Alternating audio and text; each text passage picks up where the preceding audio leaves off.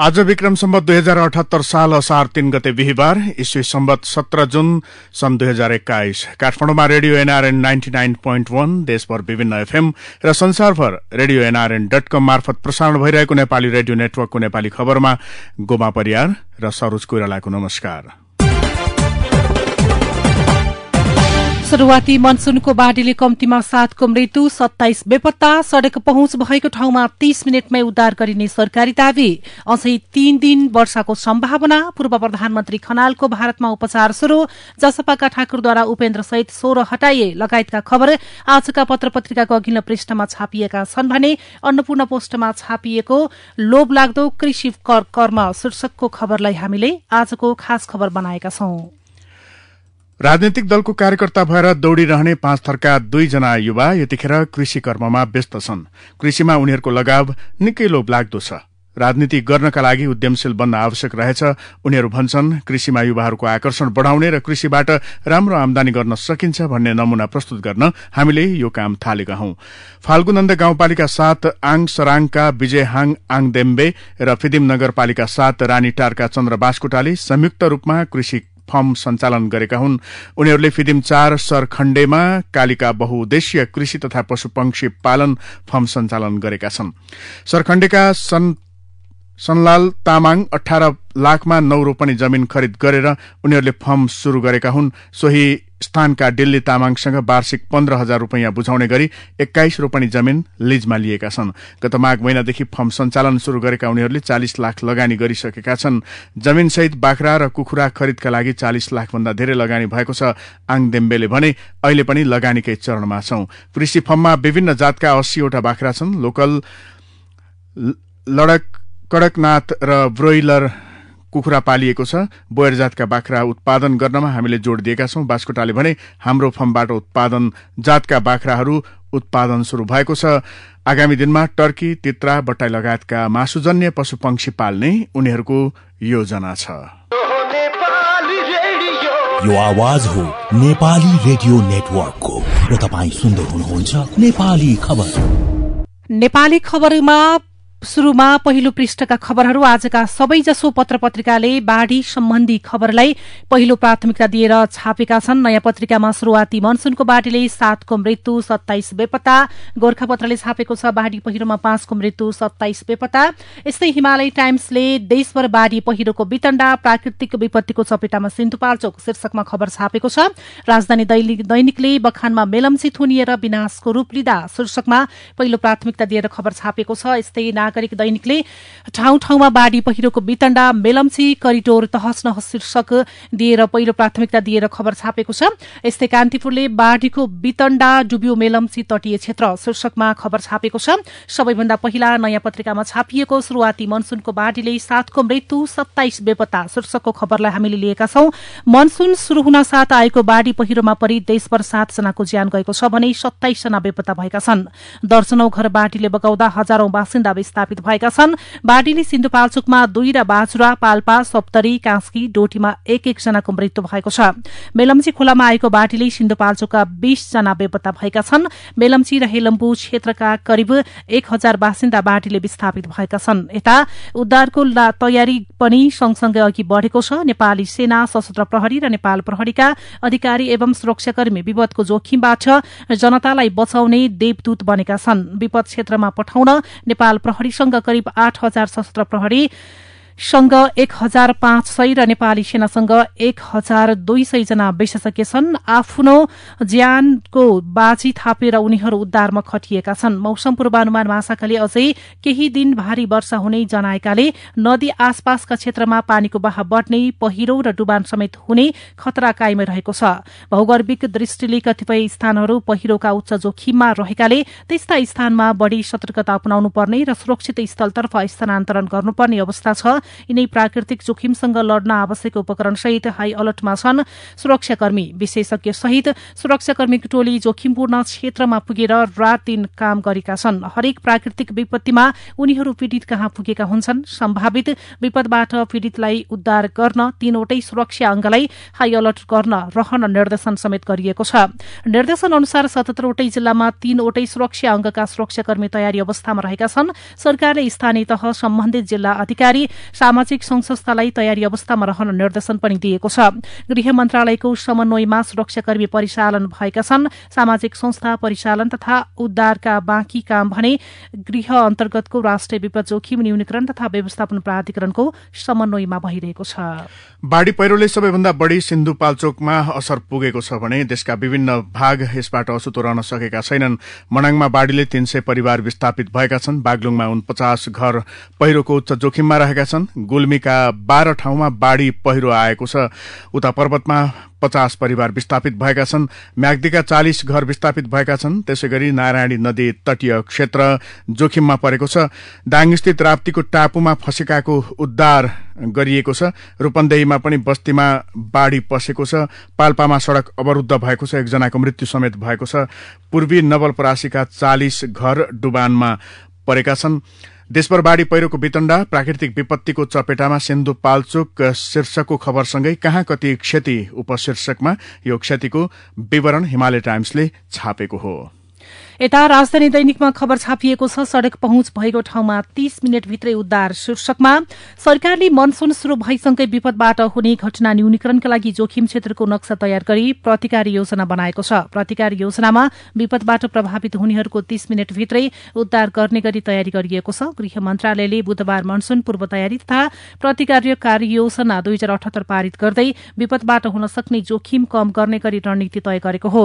गृहमन्त्री खगराज अधिकारीको नेतृत्वमा रहेको विपद जोखिम न्यूनीकरण तथा व्यवस्थापन कार्यकारी समितिको 11औं बैठकले विपदबाट हुन सक्ने क्षति र त्यसलाई रोक्न सरकारी स्तरबाट गरिनुपर्ने कार्यलाई पारित योजनामा राखेको छ। जस अनुसार प्रत्येक जिल्लामा सड़कको पहुँच भएको ठाउँमा घटना भएको 30 मिनटभित्र सुरक्षाकर्मीको टोली परिचालन गर्ने निर्णय गरिएको छ।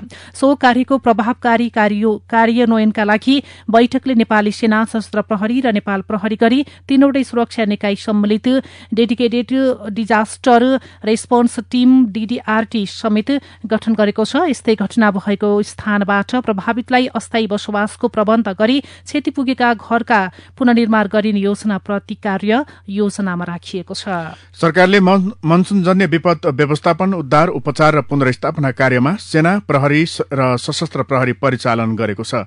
बाढ़ी पहिरो र डुबान लगायतका सम्भावित जोखिम व्यवस्थापनका लागि 7वटै प्रदेशमा सैनिक उद्धार टोली तयारी अवस्थामा राखिएको छ। गृह मन्त्रालयले उच्च सतर्कताका साथ सुरक्षा निकाय र स्थानीय जनप्रतिनिधिसँग सहकार्य गरी उद्धार तथा राहतमा जुट्न सबै जिल्ला प्रशासन कार्यालयलाई निर्देशन गरेको गृह मन्त्रालयका प्रवक्ता जनकराज दाहालले जानकारी दिनुभएको छ। उद्धारका लागि 3 सुरक्षा निकाय परिचालन शीर्षकमा गोरखापत्रमा यो खबर छापिएको हो। यता नागरिक दैनिकमा 26 विद्युत आयोजनामा क्षति शीर्षकमा खबर छापिएको छ। अविरल वर्षासँगै बाढ़ी पहिरोबाट जलविद्युत आयोजना र सड़क भत्किँदा करिब 3 अर्ब रुपैयाँको भौतिक क्षति भएको छ। कास्कीको माथिमा निर्माणाधीन 44 मेगावाटको सुपर मादी जलविद्युत आयोजनाको मात्र 1 अर्ब भन्दा धेरैको क्षति भएको प्रारम्भिक अनुमान गरिएको छ। स्वतन्त्र ऊर्जा उत्पादकहरूको संस्था इपानका अनुसार बाढ़ी पहिरोबाट निर्माणाधीन 16वटा र विद्युत उत्पादन भइरहेका 10वटा आयोजनामा क्षति पुगेको छ। इपानका अध्यक्ष कृष्ण प्रसाद आचार्यले बुधबार बेलुका 8 बजेसम्म 2 दर्जनभन्दा धेरै जलविद्युत आयोजना प्रभावित भएको बताएका छन्।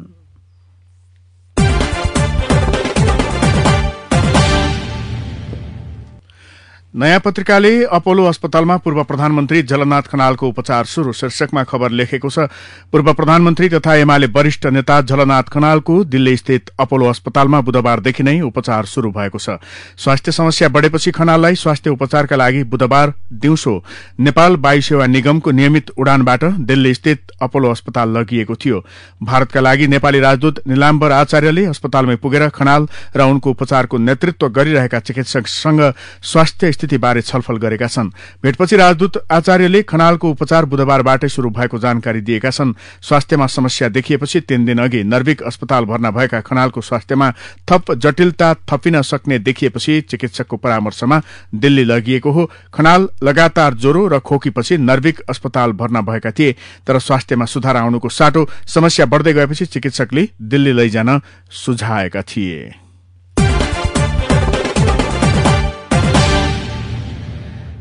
नागरिक दैनिकमा छापिएको छ अझै 3 दिन भारी वर्षाको सम्भावना शीर्षकमा मौसमविदले यस वर्ष नेपालमा औसत भन्दा बढ़ी वर्षा हुने अनुमान गरेका छन्। उनीहरूका अनुसार अझै 3 दिन बागमती, लुम्बिनी, गण्डकी तथा सुदूरपश्चिम प्रदेशका विभिन्न ठाउँमा भारी वर्षा हुने सम्भावना छ। अन्य प्रदेशमा भने बिहिबारदेखि वर्षा क्रमशः कमजोर हुँदै जाने उनीहरूले अनुमान गरेका छन्। मौसमविद मीन कुमार अर्यालले यस वर्षको वर्षायाममा औसत भन्दा बढ़ी वर्षा हुने अनुमान गरिएको बताएका छन्। यस्तै नागरिकमा अर्को खबर छ। रातभर राप्ती नदीको टापुमा जाग्राम शीर्षकमा दाङको लमही नगरपालिका साथ हस्नापुरका मंश राम चौधरी मंगलबार बिहान 10 बजे 18 वटा भैंसी चराउन राप्ती नदीको टापुमा पुगे। उनी राप्तीमा बढ़िरहेको भेल देखेर डराएका त थिए तर फर्किन चाहेनन्। राप्ती नदी उक्त घाँसै टापुलाई बीचमा पारेर दुईतिरबाट बग्छ। उनी जाँदा नदीको बहाव सानो थियो तर अपराह्न 3 बजेतिर घरतर्फ फर्कन लाग्दा राप्तीको वारीतिरको बहाव तर्नै नसकिने भइसकेको थियो। दिउँसो 3 बजेतिर आउँदा वारीपारीको बहाव तर्नै नसकिने भइरहेको थियो। मानसारामले भने भैंसीले 2 पटकसम्म राप्तीको बहाव तर्न प्रयास गरे तर हच्के। मनसरामसँगै लमही नगरपालिका र राजापुर गाउँपालिकाका भैंसी चराउन गएका अन्य 3 जना पनि त्यही टापुमा फसे। मनसरामसँगै लमही नगरपालिका 2 का सावित्र यादव र राधे यादव तथा राजपुर गाउँपालिका 3 का गणेश यादव पनि टापुमै भैंसी चराउन पुगेका थिए। उनीहरूले राप्तीको बहाव कम होला भन्ने आशा गरिरहे तर उनीहरूले सोचे जस्तो भएन। परिवारका सबै सदस्य कोरोना संक्रमित भए पनि 35 वर्षीय छोरी र 65 वर्षीय आमालाई अस्पताल भर्ना गर्नु पर्यो। उपचार पश्चात ठीक भएर दुवै घर त फर्के तर उनीहरूमा अरू समस्या थपियो। निको भइसकेर फर्किएपछि निन्द्रा नलाग्ने र बेला बेला झसङ्ग हुने समस्या आएछ। दुवैको केस हेरेर B&B अस्पतालका मनोचिकित्सक प्राध्यापक डाक्टर सुदर्शन नरसिंह प्रधानले भने 3 सातासम्म राम्ररी निद्रा नलागेपछि उनीहरू म कहाँ आइपुगेका रहेछन्। कोरोना संक्रमणबाट मुक्त भएका व्यक्तिमा जाँगर नलाग्ने, थकान महसुस हुने, स्यास्या हुने, जिउ तातो जस्तो हुने, लामो समयसम्म सुक्खा खोकी लागिरहने जस्ता लक्षण देखा परिरहेका छन्। चिकित्सकका अनुसार यो पोस्ट कोभिडको लक्षण हो। यी भनेका कोरोना संक्रमणबाट मुक्त भएपछि देखिने समस्या हुन्। उचित परामर्श नपुगेकाले धेरै व्यक्ति यी लक्षण देखिए फेरि संक्रमित भइयो कि भनेर आत्तिएको देखिन्छ र डराएको स्थितिमा अस्पताल आइपुग्छन्। कोरोना निको भएपछि पनि समस्या शीर्षकमा कान्तिपुर दैनिकले यो खबर छापेको हो। अल्पमतमा परेपछि ठाकुरको एकलौटी निर्णय, कार्यकारिणी समितिबाट उपेन्द्र यादव सहित 16 जना हटाइए शीर्षकमा हिमालय टाइम्समा खबर छापिएको छ।